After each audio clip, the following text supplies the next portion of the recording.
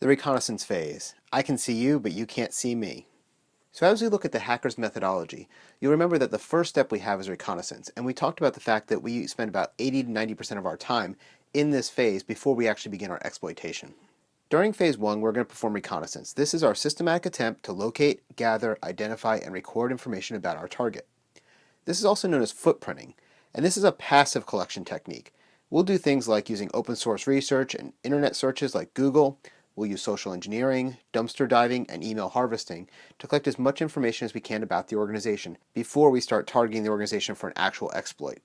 So what types of information are we desiring? Well, we're going to gather any information we can, but the things we're really focused on are things like phone numbers, contact names, email addresses, security-related information systems that are being utilized, things like if we know if they're using Windows or Linux, job postings, and resumes. So job postings and resumes may seem like an odd thing to collect, but the reason why we collect job postings is there's a lot of information that we'll find there.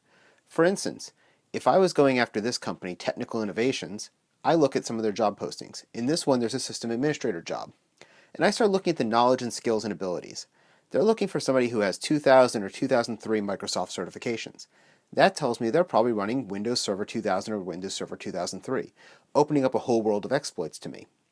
They're using Unix or Linux and HP Blade systems. Again, that's information that we can find useful as we go through our exploitation. Further down, we see again, there's Windows servers. They keep popping up, Windows workstations, Windows servers. That's going to help me start mapping out what that network might look like so I can start figuring out what kind of attacks I want to generate. And finally, they mentioned shift work is required. Now, what does that tell me as an attacker? Well, if shift work is required, that means that there's people in the building most likely 24 hours a day. So if I was going to try to break in from a physical standpoint, doing it in the overnight hours may not be as effective as I thought it might be. Because they're doing shift work, there's people there, people can therefore catch me. I want to be more careful when I do that, and I'll have to start developing that pattern of life a little bit better so I'll know when the shift changes happen and when people are or are not at work. Some shifts only work 2 shifts, in which case they might work 16 hours of the day, leaving 8 hours exposed. Others work shift work where it's 24-hour coverage. These are the things we're going to have to figure out by looking at that pattern of life before we start an exploit. Because one of the exploits we can do is actually doing physical break-ins if that's within the scope of our assessment. So the second thing we're going to look at here is resumes. Now, resumes may be helpful. There's a couple of reasons. One is if I'm searching for the name of a company and I pull up somebody's resume, I may find an employee who used to work there who may not be happy with their job. I can find out information from them. Secondly, I can look at the type of skills of the people that they've hired before. So while I look at this professional summary and the technical proficiencies, that's interesting but not necessarily too helpful. But when I get to the second page of his resume, I can see that he has his professional experience and educational and training. In this case, I can see that ABC Energy Company that he worked at hired him as a Linux system administrator. He had over 200 Linux systems. He had Red Hat and SUSE Linux. That's going to help me narrow down my scope of exploitation. Additionally, they use VMware. So that tells me that they're using virtualized environments.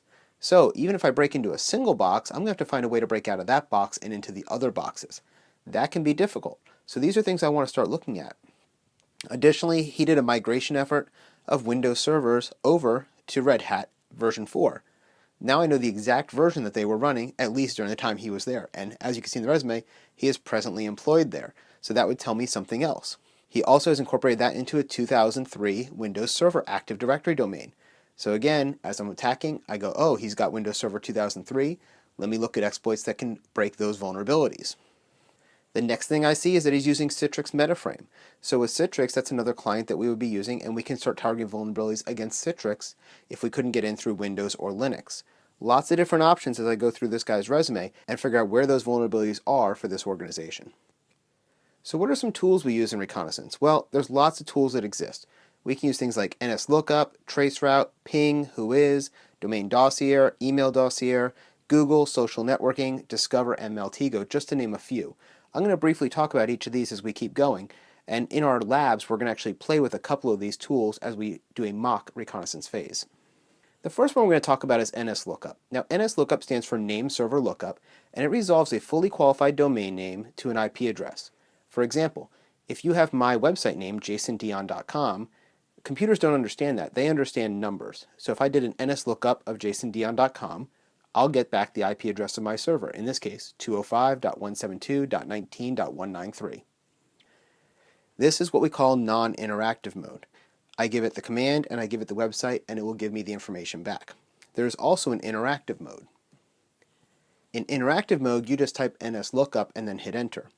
This brings you up into the interactive mode. At this point, you can set certain types and modifiers. For example, on the screen here you see I set type to MX.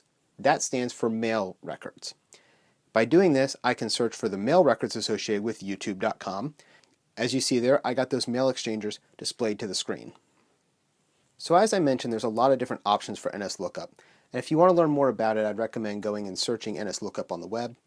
You'll get all the details you'll need. For the ethical hacker exam, you will have to know several of these modifiers. For our reconnaissance efforts, because we're going to be limited in scope in our reconnaissance, because we're using a virtualized lab, you won't need to know these in depth.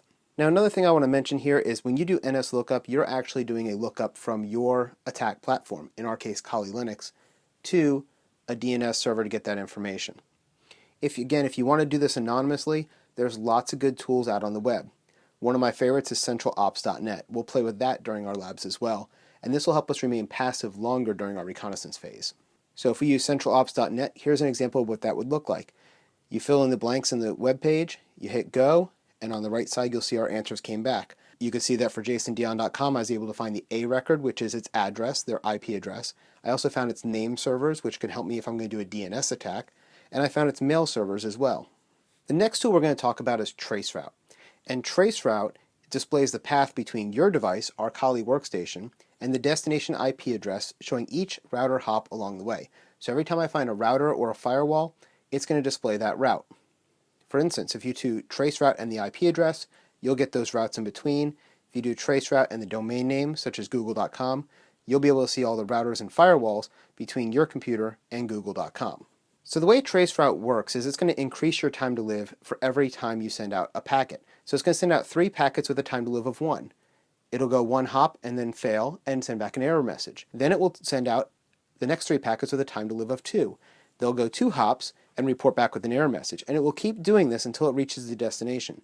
This allows it to know exactly how many hops it takes, how long each hop takes to get there, and which route it took through the network. Each time a packet passed through a host, a router, or a firewall, it will decrease the time to live by 1 and forward the packet on. When that reaches a time to live of 0, it will actually produce a type 11 error and that packet will be sent back to the sender. Now as it does this and it goes through all of the hops, it's collecting all of this data back with the time to live, and it'll combine that into the report for you to see. 3 timestamp values are returned for each host along the path, and this is actually the delay and the latency it takes. So you can actually determine how long it took to get from my computer all the way to Google and the particular route it took. Now, what does latency tell you? It can tell you what kind of connection the people have. So for instance, if they have a dial-up modem, I know this is really old, but some places still do, you'll have a longer latency, 100 to 150 milliseconds.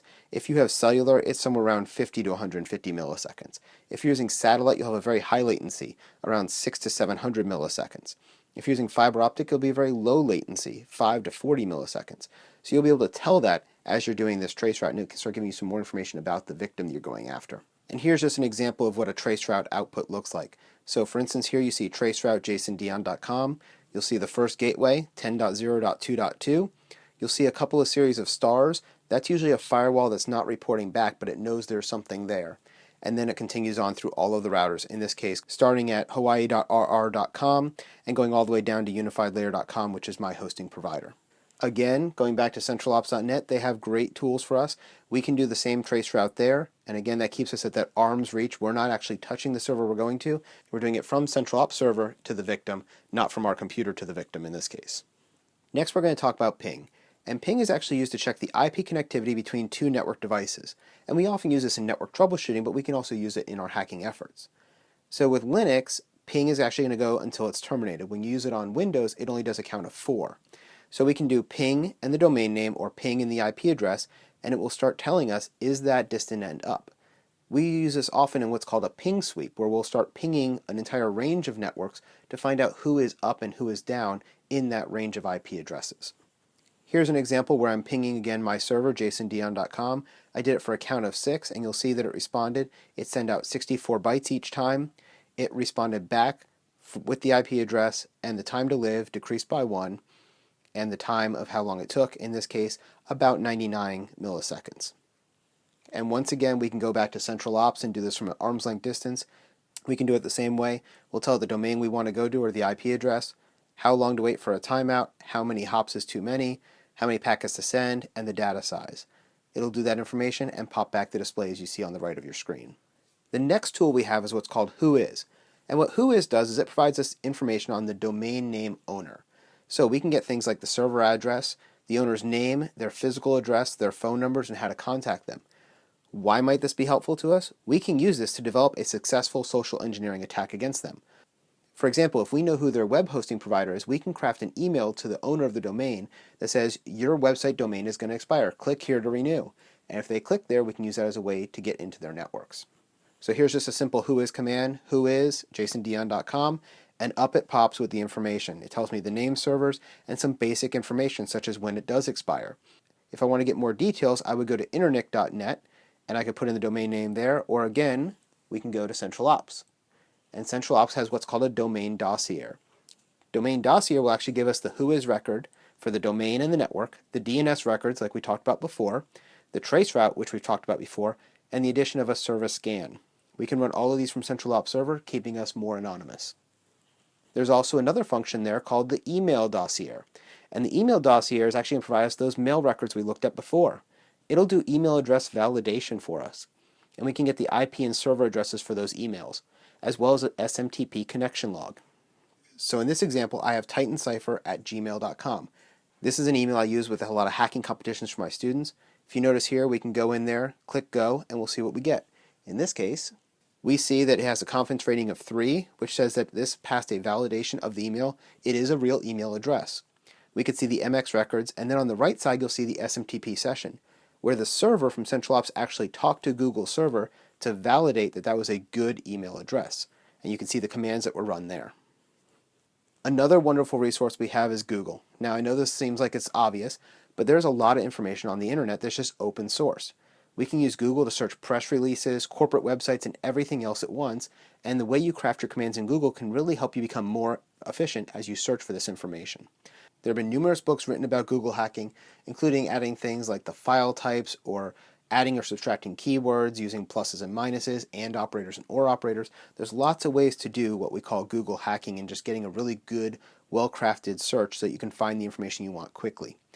What can we find through Google? Well, let's get an example of a PowerPoint file or an Excel file. I can search for that company name and a file type of XLS. That'll pop back every spreadsheet that it can find in Google. I can take one of those, embed malware, and send it out to an employee as part of a spear phishing campaign.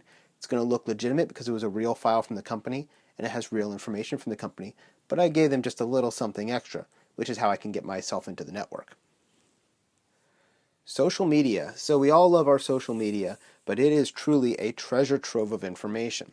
We have things like Facebook and LinkedIn, Google+, Twitter, Pinterest, Tumblr, and many others. This is really useful in doing social engineering campaigns and spear phishing campaigns against employees, and we can really target who we want. For example, if I can find out that the receptionist has a child at a particular middle school, I can send emails crafted as if I'm from the middle school. If I go to LinkedIn, I can find resumes and history. If I go to Google+, I might find some things about what people like to do in their off time, and I can use that to create patterns of life. Again, these are all different ways that we can start getting more and more information to figure out how we want to attack this network. One of the tools we're going to use in our lab is what's called Creepy. And what Creepy allows us to do is go after networks like Google+ and Twitter. We can actually put in a username or keywords and it will find the tweets and the Google+ entries associated with those. For example, we're going to use Titan Cipher, which again is that made-up account that I have, and there's a Twitter account associated with it. We can go and pull all of the tweets that that person has made, we can geolocate them and start establishing pattern of life, time of day, and where they are and what they do. The next tool is one that comes inside of Kali Linux. It's stored in the scripts folder, and it is a tool written by LeadBard. It's called Discover. Discover combines many information gathering tools with a single script that gives you a menu-driven interface. You can run discover.sh, which is a shell script to start the script, and then we can start going through and doing different things with it, such as our recon for our domain, our person, or our Salesforce. We can do scanning. We can use Iceweasel to search websites. We can crack Wi-Fi passwords. There's a lot of tools. There's about 15 or 20 tools all shoved into this Discover script, and it makes your job much easier. And finally, we get to Maltego. Maltego is a graphical tool that allows you to do some basic enumeration and reconnaissance. It kind of combines some of our step 1 and step 2 steps of the hacker's methodology. Some things we can do is DNS, whois, we can search network blocks and IP addresses, and we can target individuals. Now, the thing I really like about Maltego is it does a really good job of visually depicting the relationships between people, information, and the networks they utilize. So for example, as I'm starting to build a network map based on all the enumeration I'm doing, I can start putting that in and start getting a feel for what it looks like. Maltego does a great job. It also can do things based on interactions, kind of like social media. If you think about the old 7 degrees of Kevin Bacon, if I know Joe and Joe knows Mary, then I know Mary by 2 steps removed. Maltego will start showing you those relationships. By building that, it will help me craft better social engineering campaigns and better exploitation. Maltego is also included as part of Kali Linux. So how do we put all this together? Well, at this point, we've collected examples of emails, names, phone numbers, server addresses, documents, presentations, and much more. We've even gotten PDF files and Word files and Excel and PowerPoint, and we can embed malware into those. We can use real employee names, positions, and writing styles to mimic their emails. We can take all that and conduct a really realistic spear phishing attack. Or, if I have a domain name, for instance, I own titancipher.com for my hacking competitions, I could also buy titancipher with a y.com.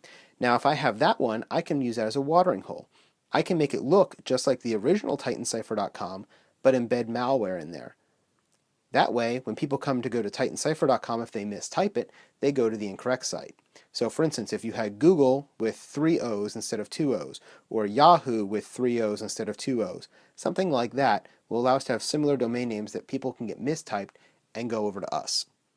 Also, we can identify subdomains. If we find developer sites or mail servers, those are possible keys for exploitation, especially if we can find something like a developer site, because developer sites tend to run beta software as they're developing things, which mean they have more bugs and more vulnerabilities. These are just some of the ways that we can find a foothold into the network. Next, we're going to put some of these tools in action, and we're going to play with them in the lab environment.